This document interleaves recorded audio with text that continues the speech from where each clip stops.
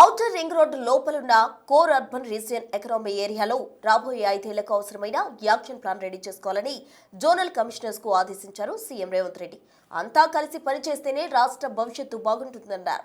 జీహెచ్ఎంసీతో పాటు పోలీస్ కమిషనరేట్లను సైతం ప్రభుత్వం పునర్వ్యవస్థీకరించింది.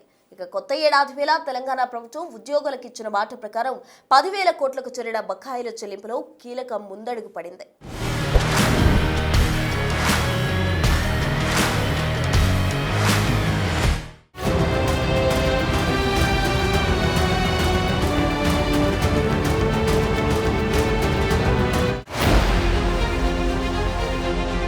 కొత్త ఏడాది వేళ తెలంగాణ ప్రభుత్వం ఉద్యోగులకు మేలు చేసే నిర్ణయం తీసుకుంది. దాదాపు 10,000 కోట్లకు చేరిన బకాయిల చెల్లింపులు కీలక ముందడుగు పడింది. పెండింగ్ బిల్లుల్లో డిసెంబర్కు సంబంధించిన 713 కోట్లను విడుదల చేసింది. బకాయిలపై ఉద్యోగ సంఘాలకు ఇచ్చిన హామీ ప్రకారం నిధులను విడుదల చేసింది. ఉద్యోగులకు కొన్నేళ్లుగా గ్రాట్యుటీ, సరెండర్ లీవ్లు, అడ్వాన్సులకు సంబంధించిన బకాయిలు భారీగా పేరుకుపోయాయి. ఈ మొత్తం దాదాపు 10,000 కోట్లకు చేరింది. ఈ విషయమై ప్రభుత్వానికి ఉద్యోగ సంఘాల ప్రతినిధులు అనేక సార్లు విన్నవించారు. దాంతో ప్రతి నెల 700 కోట్ల చొప్పున విడుదల చేస్తామని చెప్పిన మాటను రేవంత్ సర్కార్ నిలబెట్టుకుంది. తొలి విడతగా గతేడాది జూన్లో 183 కోట్లు విడుదల చేసింది. తర్వాత ఆగస్టు నుంచి నెలకు 700 కోట్ల చొప్పున నిధులు విడుదల చేస్తున్నారు.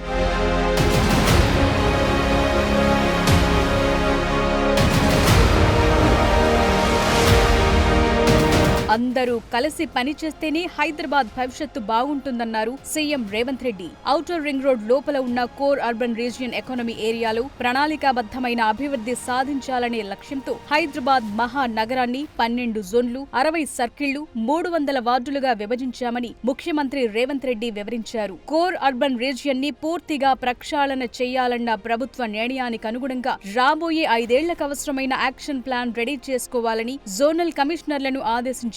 సిటీని వివిధ జోన్లుగా విభజించిన క్రమంలో కొత్తగా నియమితులైన జోనల్ కమిషనర్లతో ఈ వారం ముఖ్యమంత్రి రివ్యూ నిర్వహించారు. తెలంగాణ మొత్తాన్ని ప్రణాళికాబద్ధంగా అభివృద్ధి చేసుకోవాలని తెలంగాణ రైజింగ్ 2047 విజన్ డాక్యుమెంట్ రూపొందించుకున్నామని తెలిపారు. అందుకనుగుణంగా అమలు చేయాల్సిన కార్యాచరణపై జోనల్ కమిషనర్లకు సీఎం దిశానిర్దేశం చేశారు. ముఖ్యంగా సిటీలో చెత్త ప్రధాన సమస్యగా మారింది. దీనిపై ప్రత్యేక శ్రద్ధ తీసుకోవాలని సూచించారు. అదేవిధంగా జోన్ల వారీగా ప్రజా సమస్యలను పరిష్కరించాలన్నారు. జోనల్ కమిషనర్లు రోజు క్షేత్రస్థాయిలో పరిస్థితులను పరిశీలించాలన్నారు.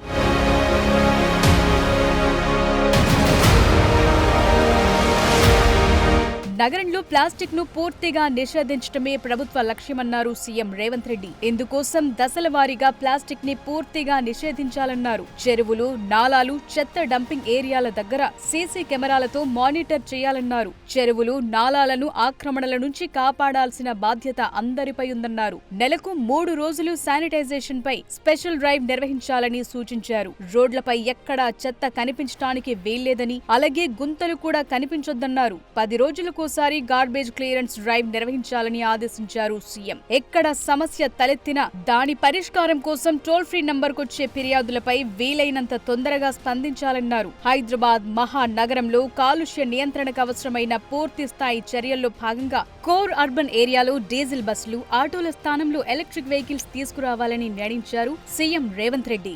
అదేవిధంగా బర్త్, డెత్ సర్టిఫికెట్లు, ట్రేడ్ లైసెన్సులు, ఇతర ధృవపత్రాల జారీ విషయంలో ఎలాంటి లోటుపాట్లు జరగకుండా, ప్రజలకు ఇబ్బందులు లేకుండా టెక్నాలజీని వాడాలన్నారు. కాలనీ వెల్ఫేర్ అసోసియేషన్, అపార్ట్మెంట్ అసోసియేషన్లతో లింక్ ఉండేలా కమ్యూనికేషన్ సిస్టమ్ ఏర్పాటు చేసుకోవాలన్నారు. గుడ్ గవర్నెన్స్ నుంచి స్మార్ట్ గవర్నెన్స్ కు మారాలని సూచించారు. నాలాల పూడికతీత పనులు కూడా వీలైనంత త్వరగా మొదలుపెట్టాలన్నారు.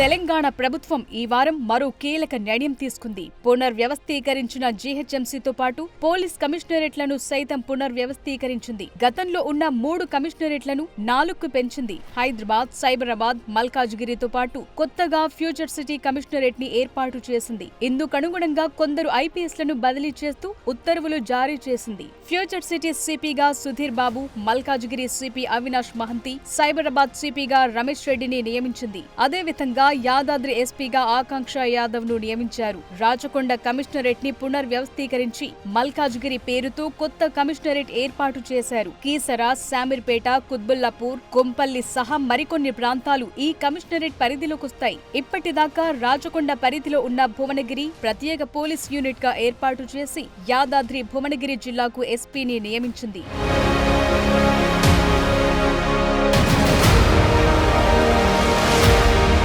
ఈ వారం శాసన మండలి భవన పునరుద్ధరణ పనులను ముఖ్యమంత్రి రేవంత్ రెడ్డి పరిశీలించారు. మండలి చైర్మన్ గుత్తా సుఖేందర్ రెడ్డి, శాసనసభ స్పీకర్ గడ్డం ప్రసాద్ కుమార్ తో కలిసి మండలి సమావేశ మందిర పునరుద్ధరణ, మరమ్మతు పనులు పరిశీలించారు. పనుల నాణ్యత విషయంలో అధికారులకు సూచనలు చేశారు. సభ్యులకు సౌకర్యవంతంగా ఉండేలా ఆధునిక సదుపాయాలు కల్పించాలని ఆదేశించారు.